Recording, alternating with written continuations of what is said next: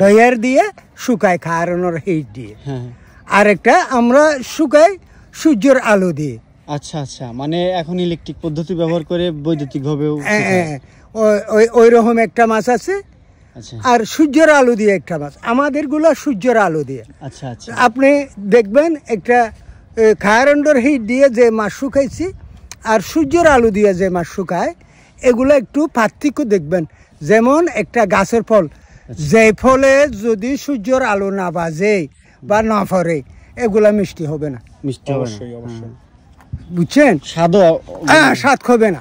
আল্লাহর দেওয়া জিনিস একটা, আর মানুষের তৈরি করা জিনিস আরেকটা। তো আমাদের গুলা ইনশাল্লাহ ওই মাছ থেকে অনেক গুণ স্বাদ বেশি।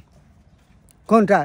যেটা খাওয়ার, হ্যাঁ হ্যাঁ, এটা স্বাদ বেশি। আচ্ছা আচ্ছা, মানে নতুন একটা তথ্য পাইলাম যে আমরা তো জানি না, এই প্রথম শুনলাম যে কারেন্টে হিট দিয়ে আসলে শুটকি। আঙ্কেল, আপনাদের এখানে কি কি শুটকি করা হয়? কি কি মাছ শুটকি করা হয়? আমাদের এখানে শুটকির মধ্যে ফুফা, চুরি, লেটিয়া, ফাইসা, চিংড়ি এবং এই লাক্কা এবং বড় ফুহা সবগুলো। আচ্ছা, আপনাদের মাছ সমুদ্র থেকে আনার পরে সেই মাছগুলো মূলত কিভাবে প্রসেস করে থাকেন শুরু থেকে একটু বলেন তো।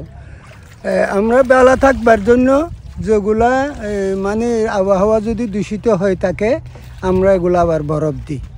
বরফ দেওয়ার পরে যখন ঋতু আবার সুস্থ হয়, আমরা ওগুলো আবার ওই টিউবওয়েলের পানি দিয়ে আবার ওগুলা পরিশ্রম করে। কিছু মাছ দেখলাম লবণ দিয়ে, আবার কিছু মাছ লবণ ছাড়া। এই বিষয়ে একটু বলেন। লবণ ছাড়া করা হয় কেন? লবণ ছাড়া করা হয় যে, লবণ ছাড়া যদি আবহাওয়া দূষিত না থাকে, লবণ ছাড়া সুবিধা বেশি। আর যদি আবহাওয়া দূষিত থাকে, লবণের প্রয়োজন। লবণ দিলে মাছগুলো আর নষ্ট হবে না। আচ্ছা, এই জন্যই। আচ্ছা আঙ্কেল, এখান থেকে মাছ কোথায় কোথায় যাচ্ছে? মাছ এখন তো বাবা আমরা তো চট্টগ্রাম আড়তে চালান দিই। আচ্ছা, আড়ত থেকে সারা বাংলা, সারা পৃথিবীতে চলে যায়। জি, এখান থেকে। এমনি বড় মাছের মধ্যে কি কি আছে এখানে? বড় মাছের মধ্যে আমাদের গুলা বলছে যে খুঁড়া জাল বলতে যেগুলা মানে সাগরে মানে খুঁটা দিয়া যে জালগুলি বসায়, এগুলা শুকাই আমরা। এখানে বেশি অতিরিক্ত বড় মাছ থাকবে না। আচ্ছা আঙ্কেল, এই মাছের যে শুটকিগুলো, এগুলো কত করে কেজি পাইকারি বিক্রি হয়? এগুলা 1400-1200। এই কি যদি 10 কেজি মাছ শুকাই, কয় কেজি মাছ শুটকি পাওয়া যাবে? এখানে এই মাছগুলি 3 কেজি 1 কেজি। 10 কেজিতে 3 কেজিতে 1 কেজি। আচ্ছা, এরকম কি সব মাছের ক্ষেত্রে এমনটা নাকি? না না না, লেটটা হলে 7 কেজি লাগবে।